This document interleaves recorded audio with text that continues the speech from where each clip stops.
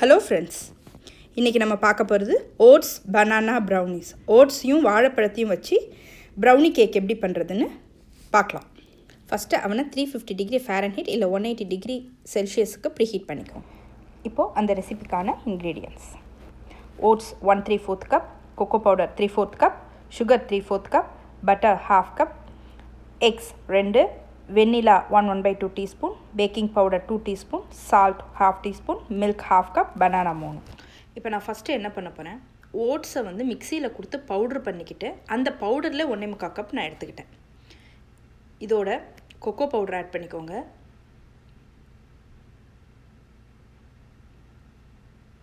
ரெண்டுத்தையும் நல்லா மிக்ஸ் பண்ணிக்கோங்க.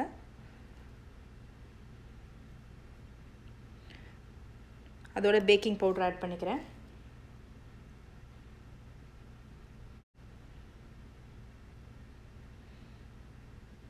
இப்போ சால்ட். இப்போ என்னோடய ட்ரை இன்க்ரீடியன்ட்ஸ்லாம் இவ்வளோ தான். இப்போ எல்லாத்தையும் ஒன்றா இப்போது வாழைப்பழத்தை ஒரு ஃபோக் வச்சு நல்லா மேஷ் பண்ணி பாருங்கள். இந்த அளவு மேஷ் பண்ணிக்கணும் வாழைப்பழத்தை. அதையும் எடுத்து தனியாக வச்சுருங்க. இப்போ அடுத்தது என்னோடய பட்டர். இதில் நான் சுகர் வந்து 3/4 கப் ஆட் பண்ணியிருக்கேன். உங்களுக்கு இன்னும் கொஞ்சம் ஸ்வீட்னஸ் வேணும்னா நீங்கள் 1 கப் கூட நீங்கள் சுகர் ஆட் பண்ணிக்கலாம். அது நம்மளோட டேஸ்ட்டை பொறுத்து. இந்த ப்ரௌனியை பொறுத்த வரைக்கும் ரொம்ப ஸ்வீட்டாகவும் இருக்காது, அதே சமயம் ஸ்வீட்னஸ் இல்லாமலும் இருக்காது. உங்களுக்கு இன்னும் ஸ்வீட்டாக வேணும்னு நினச்சிங்கன்னா கொஞ்சம் கூட நீங்கள் சுகர் ஆட் பண்ணிக்கலாம். இப்போ இதோட எக் ஆட் பண்ணிக்கோங்க. நல்லா எக்கை ஆட் பண்ணி நல்லா மிக்ஸ் பண்ணும்போது நல்லா ஃப்ளஃபியாக வரும். அந்த அளவு இதை வந்து நல்லா பீட் பண்ணிக்கணும். பாருங்கள் எந்த அளவு ஃப்ளஃபியாக வருது பாருங்கள். இதுக்கப்புறம் என்ன பண்ணணும், இந்த மிக்சர் எடுத்து என்னோடய பனானா மேஷில் போட்டுருங்க. போட்டு இப்போ எல்லாத்தையும் ஒன்றா சேர்த்து நல்லா மிக்ஸ் பண்ணுங்கள்.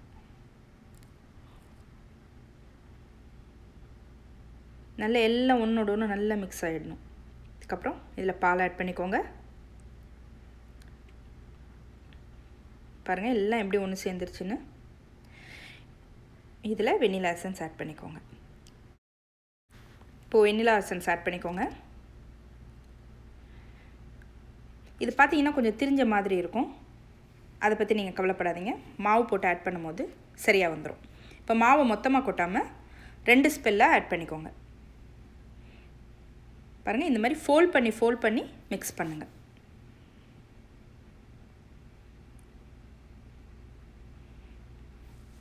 எப்போவுமே ஓவர் மிக்ஸ் பண்ணக்கூடாது. கேக்குக்கு ஃபோல்ட் பண்ணி மிக்ஸ் பண்ணணும். பாருங்கள் நல்லா எல்லாம் மிக்ஸ் ஆகிடுச்சு. இப்போ என்னோடய பேக்கிங் ட்ரேயில் வந்து பார்ச்மெண்ட் பேப்பர் போட்டு நான் லைனிங் பண்ணியிருக்கேன். பார்ச்மெண்ட் பேப்பர் இல்லாதவங்க ஆயிலோ பட்டரோ போட்டு கூட க்ரீஸ் பண்ணிக்கலாம். பாருங்கள் நல்லா போட்டு ஸ்ப்ரெட் பண்ணி விட்டுருங்க. இந்த மெஷர்மெண்ட்டுக்கு கிட்டத்தட்ட 20 ப்ரௌனிஸ் வரும். பாருங்கள் இந்த மாதிரி லைனிங் பண்ணிவிட்டு டேப் பண்ணிங்கன்னா ஸ்டேர் பபிள்ஸ் இருந்தால் ரிலீஸ் ஆகிடும்.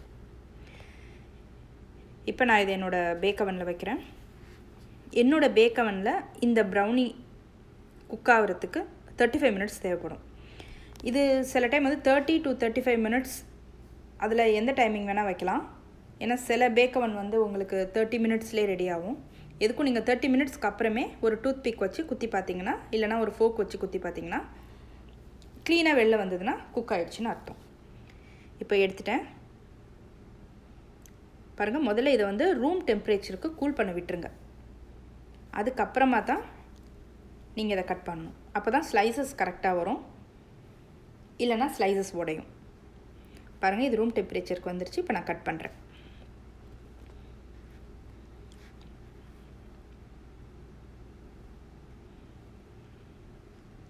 பாருங்கள் ஸ்லைசஸ் எவ்வளோ அழகாக வருதுன்னு. பாருங்கள் ப்ரௌனி எவ்வளோ சாஃப்டாக இருக்குது பாருங்கள். கண்டிப்பாக இந்த ஸ்நாக் குழந்தைங்களுக்கு ரொம்ப பிடிக்கும். இந்த மாதிரி ஹெல்த்தி ஸ்நாக்ஸ் பண்ணி கொடுத்தா குழந்தைங்களுக்கும் நல்லது. செஞ்சு பாருங்கள். உங்கள் கமெண்ட்ஸை சொல்லுங்கள். தேங்க்யூ.